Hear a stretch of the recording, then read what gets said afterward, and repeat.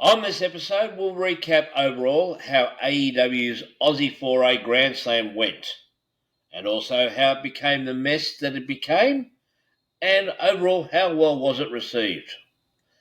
There's some other evidence of who is slamming who, and more will come to light as this episode rolls on. All this and more on If You See Kayfabe.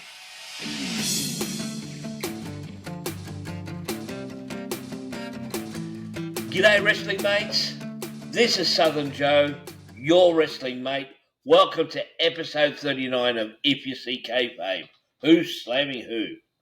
Now you know I have the utmost respect for anyone, especially those who haven't had previous wrestling experience, who can carve out a profit in this space. Be it YouTube, Spotify or whatever, it's freaking hard. I have a full-time job and do this for a bit of fun. I do have an ambition to see this thing grow, but even as a part-time bit of fun, I try my best to make this look its best with very little budget. I use our lounge room as my studio. Well, that's where the computer is. I also use as much of the home's lighting to make the picture look good, or as good as it can, as well as the ring light that I have. Now that's after I've typed out a script and saved it and emailed it to myself. Now I do that because I have an auto cue app on my phone and I download the script onto this app. I have the phone as close to the webcam as possible so as to not make it look like I'm reading. Much like newsreaders or other people who read off an auto cue, but you forget that they are reading. I used to just have bullet points, but it was too easy to get lost in my own thoughts. Take a look at my really early work as evidence of this. Now here I also need to put over Riverside FM and DaVinci Resolve. I use the free versions of both of these products. Riverside FM is an improved version of Zoom. If I want unlimited time on my interviews, I have to be on a monthly plan with Zoom. With Riverside, I get unlimited for free. The only thing is that the Riverside watermark appears on my videos. Good, I say. They deserve the free ads from me as quid pro quo. DaVinci Resolve is a software editing package. Now, I've learned so much about better editing, and DaVinci Resolve offers so much for free. All up, with all that and recording and editing and uploading to YouTube, I'd estimate each episode from Go to Woe would be around about 4 hours, possibly more depending on the length and how detailed each episode is. At the end of the day, I hope you enjoy this labour of love, and please help me to grow. Please press like, subscribe, and share with all your wrestling mates. Before we go shill some WWE merch, let me tell you about the latest shows from my wrestling mates at Alpha Pro Wrestling here in Melbourne. They had an event called Fallout on Thursday, February 20, and then Energy 13, which was a free show at noon Saturday, February 22, and the night show Purpose that night. Now, Bison completed a spectacular babyface turn on the afternoon show by laying out the Crow Brothers. Now, also on that show, I wondered if there was legit heat between Energy Commissioner Jem Stone and Commissioner DPC, as all of a sudden Jem was taking potshots at DPC. Now, this all made sense later when a Facebook video surfaced of the two of them storming Alpha Pro owner Mike Manson's office to hash things out. Now, speaking of turns, the Purpose show ended in chaos as DPC rejoined his family in a spectacular heel turn to help his no longer estranged brother Adam Crow win and become the inaugural Melbourne Open Cup winner in a three-way dance finale with Josh Redfield and Zane Zodiac. Mitcho, the tradie, took out the Crows with a sledgehammer and challenged Adam Crow to a match next month should he be cleared. I spoke with Mitcho after the match, and he is doing everything he can to get back in the ring, especially in time for this match. I I spoke about how these guys from a modest-sized company, they make things so believable. Now, another piece of evidence towards this was someone, now I can't remember who it was, did that top rope walking thing that The Undertaker does. You should be seeing a graphic of what I mean somewhere around here. Now, many luchas and high flyers like doing this spot as well as a launching pad to a flippy move. Many just hold hands with their opponent and makes it look so much like a cooperation thing. I mean, if we were in a fight and you managed to get an advantage by holding my hand while you walked a tightrope, I would yank you off the tightrope before it could happen. What they did to make this tightrope spot look more legit was the rope walker wrenched his opponent's hand first, much like you would do during that classic test of strength, where one guy puts his hand up, then the other guy follows suit. Then one guy usually ends up with control, and the other guy is like doing this. Well, this was the way the top rope walker gained control of his opponent. If you live in Melbourne, the next events are on Thursday, March 13, and the two Saturday shows on Saturday, March 15. Tickets for the night shows start at $10 for kids and $15 for adults. It's a good night out. Okay, merch deal time. Many people want to make sure they get proper WWE merch. Now, there are two ways this can be done, and I'll show them to you now. Now, see here, firstly, you can type in WWE in your search bar, go to the shop link, just like it shows in this demonstration. Or, in this demonstration, use this code and go directly into the shop itself. Yes, it helps the channel. Please use the code and help a wrestling mate. So, who's slamming who? Three different things. Firstly, this ridiculous lawsuit brought about by Ryan Nemeth, the brother of Nick Nemeth, aka W. Dolph Ziggler. It's against AEW, Tony Khan, and Phil Brooks, who we know as CM Punk. He states that he is a successful actor, comedian, stuntman, as well as following brother Nick into being a star performer on the professional wrestling circuit. Now, as a CM Punk fan and someone who's heard all the reports in and around what's going on here, many others have pulled this apart, but now it's my turn. If by successful he means by the number of jobs he's had in acting and stunt work, he has a quantity portfolio, but not a high quality one. Many of his IMDb listings are for various shows watched by very few, like as in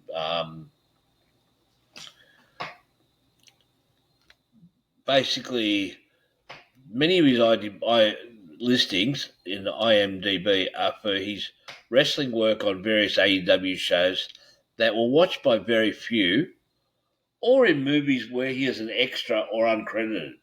For example, in a 25-minute show called Wrestling Isn't Wrestling, which is described as a case study of longtime WWE superstar Triple H to explain why wrestling is an epic example of storytelling at its best, Ryan's listed as a theatre audience member. So it seems that already is at least excelling in the comedy division. But I go on. Now, Ryan says he entered into a contract from March 1st, 2023 till February 29, 2024. He's supposed to wrestle exclusively for AEW and probably Ring of Honor as well, given that TK owns that as well. He had done many matches prior to this contract for AEW, but not many top flight matches. He did do a match for Puerto Rico WWC on January 2024, which was supposed to be before this exclusive contract was up. Ryan keeps on saying Punk had an undisclosed executive role in AEW, but Punk's repeatedly said that he had a consultancy role, and Tony Khan has confirmed this. Ryan said that CM Punk assaulted and battered the Bucks in early 2023. Wrong. Brawlout happened in early September 2022.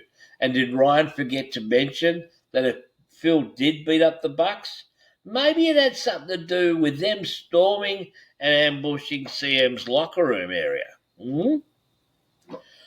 Ryan then went on to say in his lawsuit, rather than removing Brooks from the AEW roster of wrestlers, Tony Khan made the decision to merely suspend Brooks for a few months. Brooks is one of AEW's most popular wrestlers, and Khan did not feel that Brooks could be removed without a substantial loss in profit for AEW. Further, Khan has a very deep personal affinity for Brooks. Khan made the conscious decision to keep Brooks as a part of AEW, although he knew that Brooks is prone to lashing out in violent episodes and to injure others. Now, CM Punk has admitted that in the past he's been difficult to deal with at times, but not to the point where he would injure anyone. His injury list in defending himself against the Elite, storming him a brawl out, and as at least Jungle Boy Jack Perry at Wembley, where he merely front face locked him. This piece of admiration got him fired by the man who was supposed to be so enamoured with Bill, Tony Khan. Name another wrestler that Khan has actually fired. Now, how about this one? Beyond his deep feelings for Brooks, Khan represented to AEW executives and wrestlers that the TBS network had produced the AEW Collision show contingent upon Brooks having his involvement as the show's star. This was all the more reason for Khan to keep Brooks in spite of his violent propensities. No, the network wanted Punk. Collision was created with that in mind. It was a totally different show to Dynamite and almost represented a roster split. The rest of the stuff others have picked apart already, but it seems Mr. Nemeth is unable to keep his own record straight. He says that he wrestled for AEW for the last time on November 18, 2024. Cage Match doesn't list this date, but does have him on a Ring of Honor show on 4th of November 2024. Either way, wasn't he only contracted till February 29, 2024? He also stated that CM Punk left AEW on 25th of November 2024. Heartbroken. Tony was supposed to be so heartbroken by this, but the heartbroken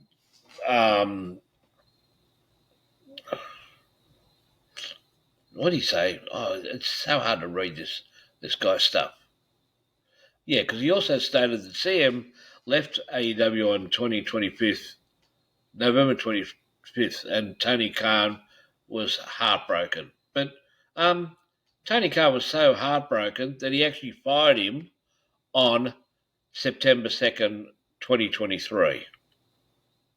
Now, my advice to Ryan would be this. You have an illogical claim to any damages. You have not thought this through. And if you have anyone to be angry at, then allegedly it would be at the Bucks, who from various reports have had you be their mouthpiece, such as when you tweeted, softest man alive, directly at CM Punk. And then you just stated it was in character, which is not a money-drawing way of drawing heat, creating heat anyway. Now, speaking of AEW, they have slightly dropped the ball on how they would present their first foray into Australia. Now, the first mistake was having the event in Brisbane. Now, from all accounts, Brisbane is supposed to be a lovely place. Just not the same amount of wrestling fans and not as good in attending stuff as Melbourne. And by the way, Melbourne holds the record attendance for a rugby league game in Australia. Now, Melbourne's a place where rugby league is a distant second to AFL. I dare say the combination of Queensland wrestlers Tony Storm and Harley Cameron whispering in Tony's ear, plus the money Queensland tourism would have shelled out, and there's the decision made. Second mistake was looking to put the event in a stadium. If the event was at Marvel Stadium in Melbourne, it would have had a slightly better chance of reaching the 50-odd thou capacity, given Marvel has a roof on it in case of inclement weather, and Melbourne's capacity to support a live event. Next mistake was not specifying what type of show it was going to be. If it was going to be a TV taping all along, just say so. WCW came to Australia in the 1990s to do a Nitro taping, and they did well. The Grand Slam show was okay, nothing major really happened. Now, the last slamming is breaking news. Did it. At WWE's Elimination Chamber, John Cena did the unthinkable and turned heel. He betrayed Cody Rhodes and is now siding with the final boss, The Rock. Now, will Cena see out his glorious career as a heel, or will he turn back after WrestleMania? Now, the FU Rock by Cody was a shock. Then commentator Michael Cole dropped the caca word to describe what had just happened. Now, given the kids are still watching, this is all unnecessary and reminds me of those GCW matches where the commentators think they are so cool by dropping magic bombs all over the place. It's just cheap. It's not money drawing. It's the anticipation of waiting what's next and what makes wrestling fun. Anyway, till next time, this has been If You See Kayfabe. This is your wrestling mate from down under, Southern Joe, and this is Hooroo.